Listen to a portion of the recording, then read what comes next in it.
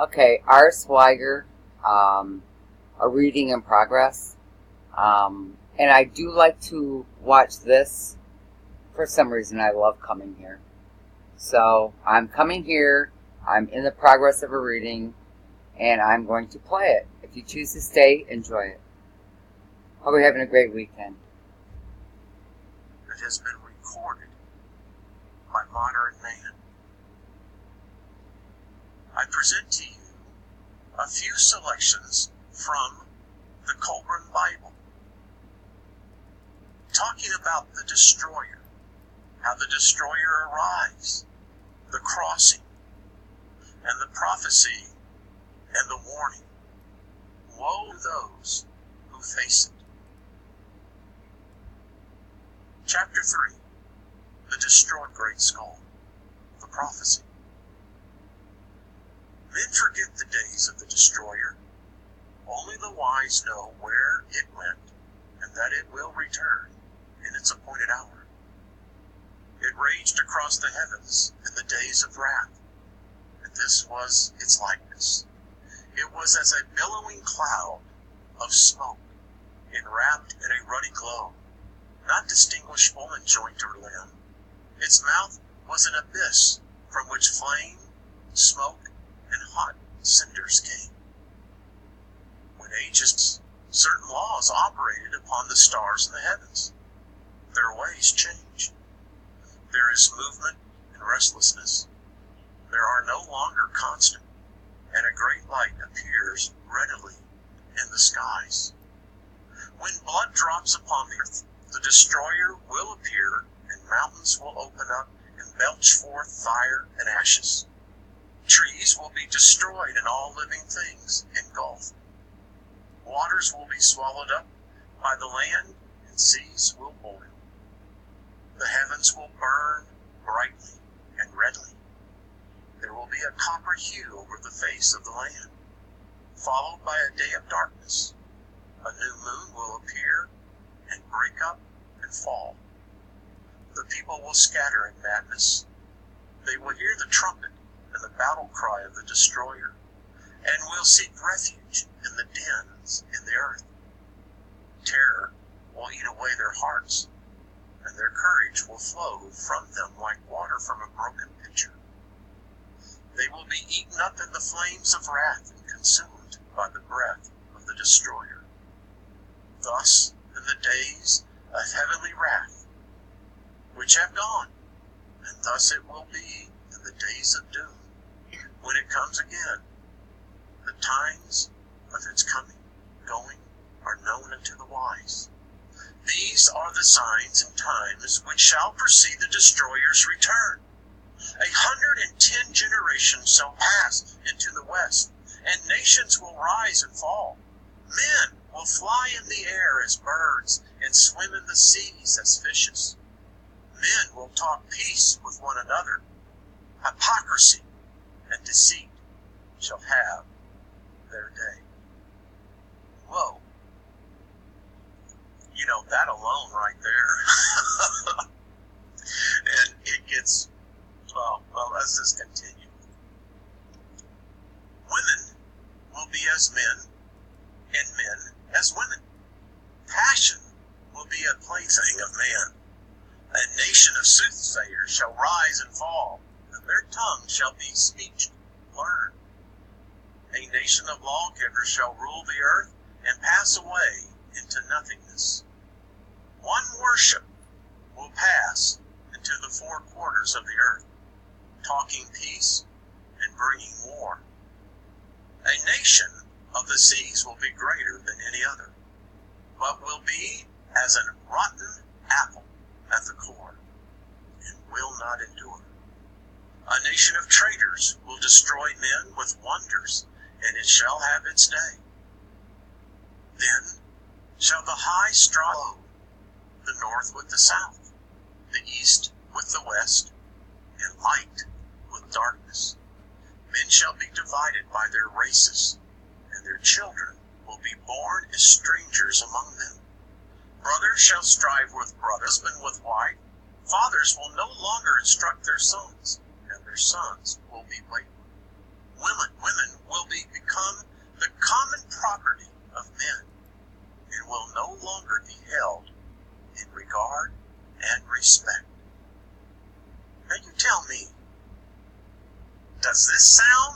like it could be written today?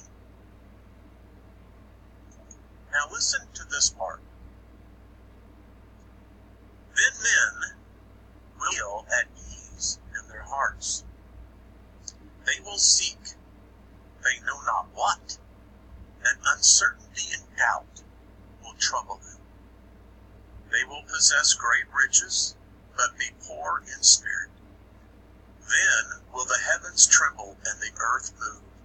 Men will quake in fear, and while terror walks with them, the heralds of doom will appear. Woe! They will come softly as thieves to the tombs. Men will know them not for what they are. Men will be deceived. The hour of the destroyer is at hand. In those days, men will have the great book before them. Wisdom will be revealed.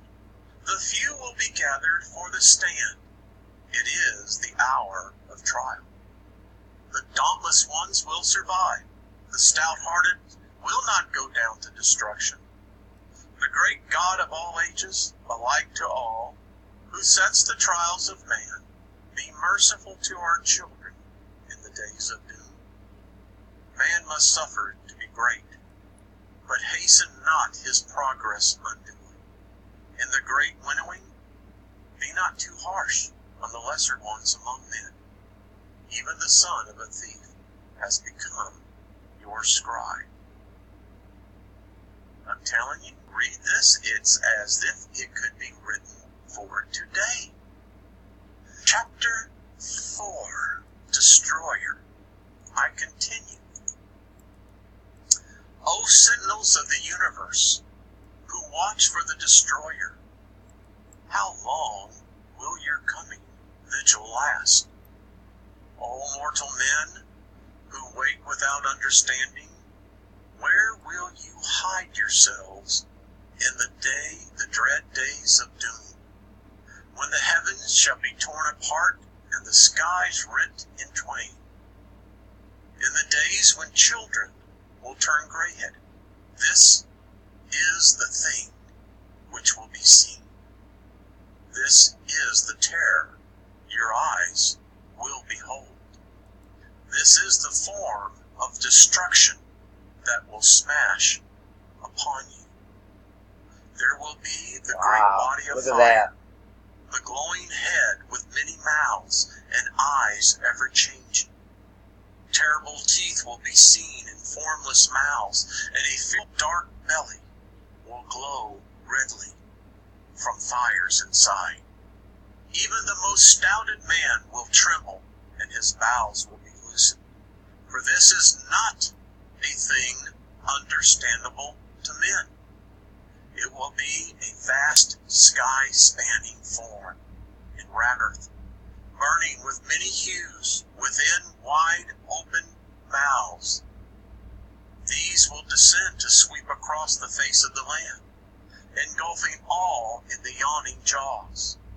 The greatest warriors will charge against it in vain. The fangs will fall out, and lo, they are terror-inspiring things of cold, hardened water. Great boulders will be hurled down upon men, crushing them into red powder. The great salt waters rise up in its train, and roaring torrents pour towards the land. Even the heroes among mortal men will be overcome with madness. As moths fly swift doom in the burning flame, so will these men rush to their own destruction. The flames going before will devour all the works of men. The waters following will sweep away whatever remains. The dew of death will fall softly as great carpet over the cleared land. Men will cry out in their madness, "Oh, whatever being there is, save us from this tall form of terror. Save us from the great dew of death." Chapter 5, The Destroyer, Part 3. The doom shape, called the Destroyer in Egypt, was seen in all the lands whereabouts.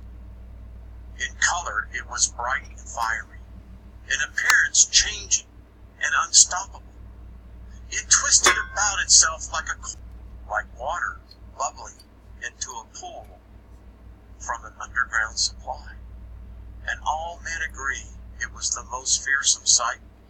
It was not a great comet or a loosened star, but being more like a fiery body of a flame.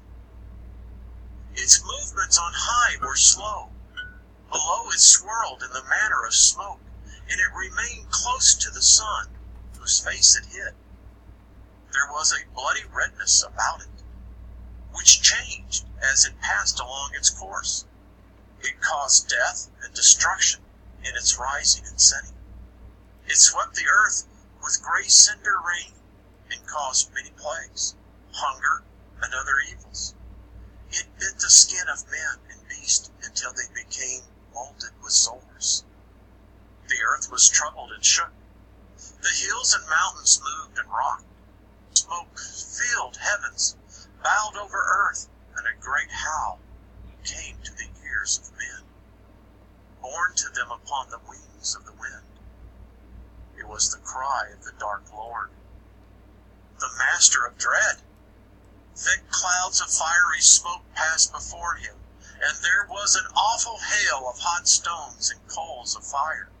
The doom-shaped thundered heavens and shot out bright lightnings.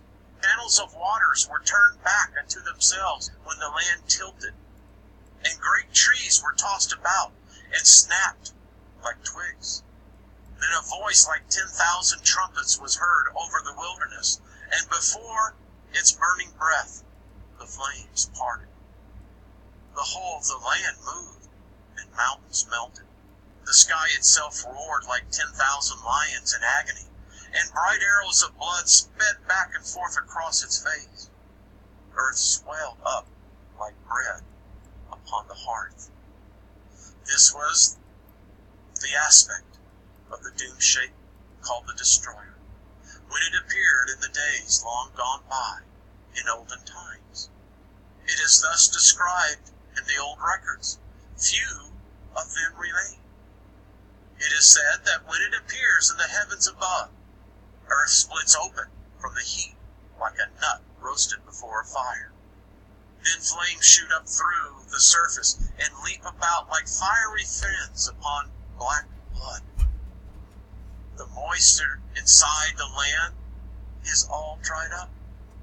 The pasture and cultivated places are consumed in flame, and they and all trees become white ashes.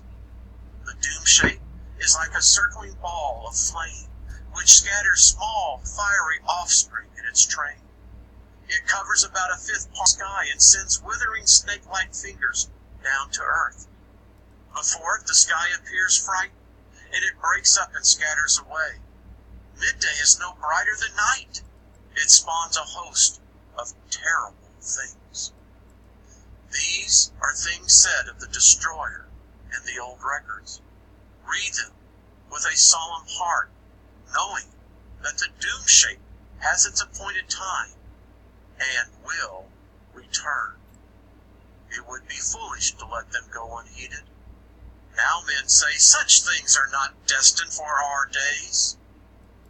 May the great God above grant this to be so.